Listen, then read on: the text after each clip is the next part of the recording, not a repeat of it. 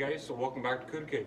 So we're going to start on the back seat pans here. So coming down the frame rail in here, it's got some holes in it. I'll get you a little bit closer here in a minute and we'll show you what we're doing here.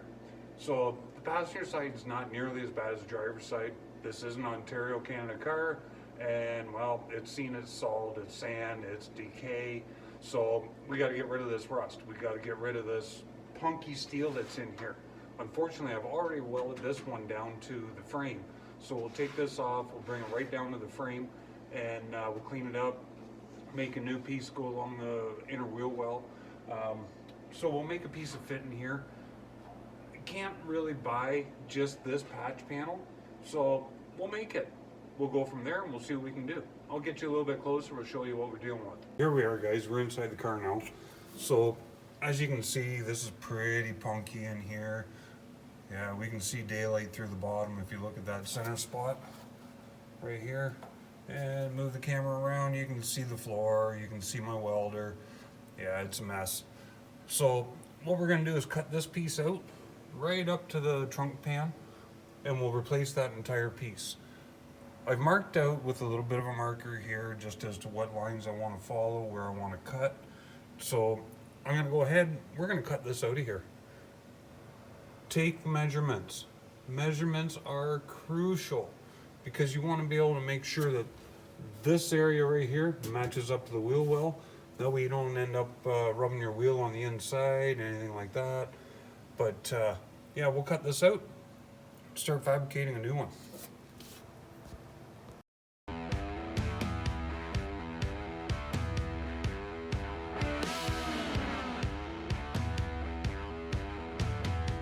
Well guys, the last little time lapse there, I think I hit the button by mistake, but here we go. So we got this piece of floor pan out of here. Got to clean it up a little bit, get them spot welds off the new frame, and get it prepped so that we can put the new floor pan in here. If you see on the edge here, that's where it was connected to the inner wheel well. So we got to clean that up, get that out of there, make a new piece so we can weld that in. That way we got a good, strong unibody car. That 383 big block sitting in there, we want to make sure nothing's going to twist, nothing's going to break apart. So I'll go ahead and clean this up and then we start fabricating a new piece to go in here. I haven't touched this spot yet, but we'll get to it. I left it right on the seam that it dips down and carries on from here. At least then we can put a weld across, a stitch weld, whatever, butt weld. We'll put it across here and then we'll make this new piece. Okay, so we got this all cleaned up the welds inside here, off the frame rail. So we're ready to bend some metal, cut some metal, get it put in here. So I got a little bit of sheet metal left here. I think I'm gonna have to buy some more eventually, but we can start on this side. So what I've done is up in the top corner here, right in here. So from the inner wheel well to where the back seat pan meets, we're 6 inches up here. Down in here, I've cut so that we're 7 inches. So what I'm going to do is prep a piece of material that's 6 1/4 by 7 1/4. This is 26. This is 26 inches long in here. So we'll put a weld across up in the top here so it matches up. Spot weld down the frame, and then back in this corner, like I said, we got to fabricate this little corner here, but that's not a big deal. I think what I'm going to do is make it in 2 pieces. So we'll follow this swoop all the way up.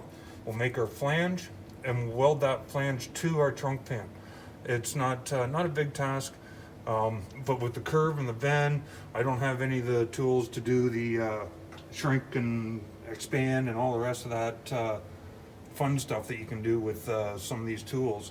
But we'll make do with what we've got. We're a little bit of a redneck shop, so we'll just do this redneck style. We'll make her look good, make her strong. Really the only person that's going to know that I patched it is me.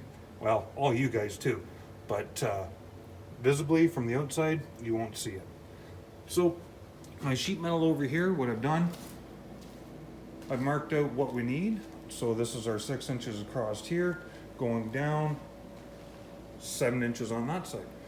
Like I said, I went 1/4 inch wide on each side, 1/4 inch, about a 1/2 inch long, 1/2 inch or 1 inch longer than what I need as well, because I'd rather cut out rather than try and add to.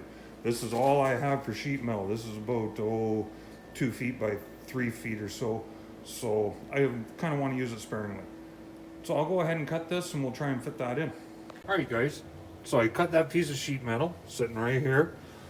And I noticed this little spot right here, it's got a little bit of a outlet, drops down, comes across, connects to the frame rail. So I had to bend that a little bit.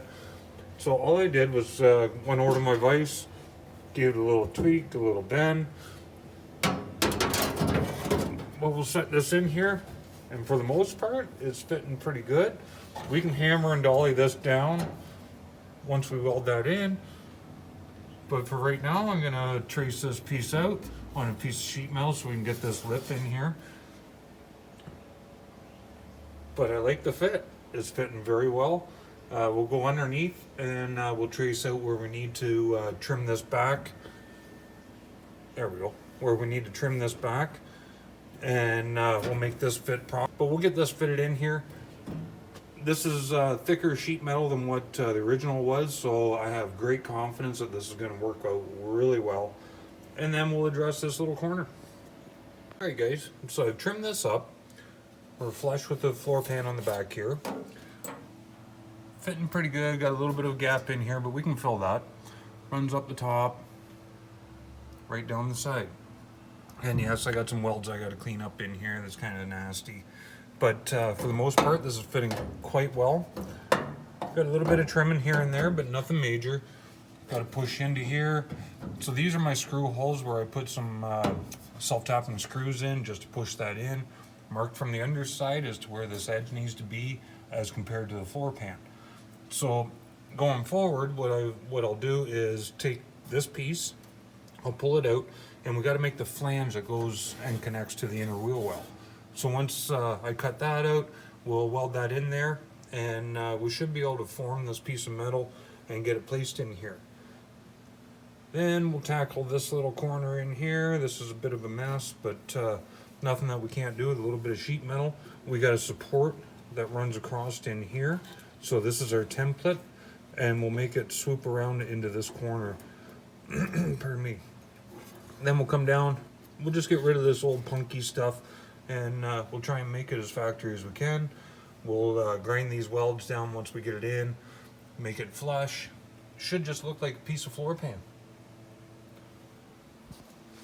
Alright guys, so what I've done is take this piece out, and I like the profile of it. It's looking good. So I set this down on my piece of sheet metal here, and I traced out the line. So what I'm going to do, I want to cut this surplus piece off.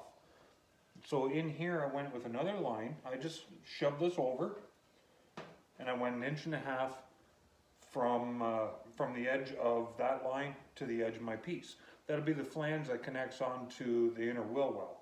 So I'm just going to go ahead, I'm going to cut that out, and so really what I want to do is connect this here, cut this piece off, and then tack weld it in place, then cut my other piece off so I get that flange in there.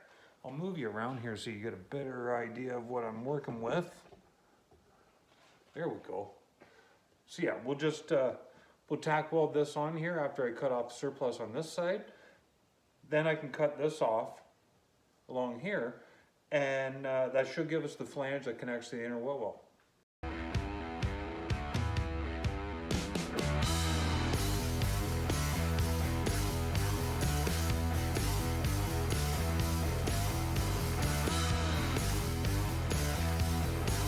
Alright guys, so we tacked this in place. We got the flange on here. It's looking good. It's actually fitting pretty nice on here. I'll have to do a little bit of trimming on this back edge here. We got a little bit of a lip, but that's not a big deal. So why don't we take a look, see if this is going to fit. I did forget that I had to cut this flange off here to compensate for the cross member. So let's shove this in. We'll see how she fits.